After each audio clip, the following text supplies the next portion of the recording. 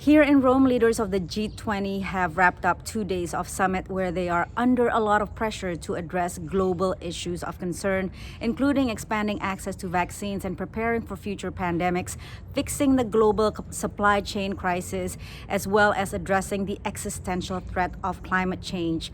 Let me just lay out for you some of the areas that they have agreed on pandemics. The leaders did endorse a proposal by the US and Indonesia to help countries be better prepared against future pandemics by creating a task force, a platform of coordination.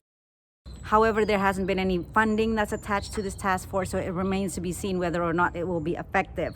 On the issue of global supply chain, President Joe Biden convened leaders to discuss this issue and have come up with broad parameters, broad principles in terms of how they can collectively address this issue. At the same time, President Xi Jinping, in his address to G20 leaders virtually, because he did not attend this summit in person, also called on G20 leaders to work together to create a platform to solve this crisis together. So there seems to be some sort of competing effort from both leaders, and we shall see whether the two can work together with other leaders to address this global concern. And the third one, in terms of climate change, this is a very, very important subject ahead of the broader UN climate conference in Glasgow happening on Monday and Tuesday, the COP26.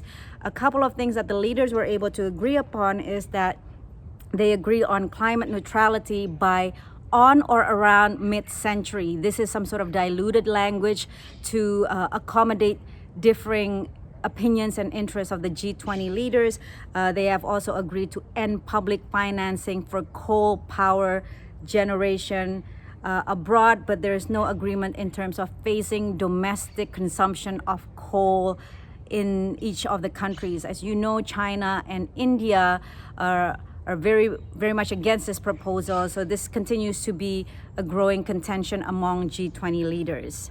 From Rome, most of the leaders will travel to Glasgow to attend the broader UN conference on climate, the COP26.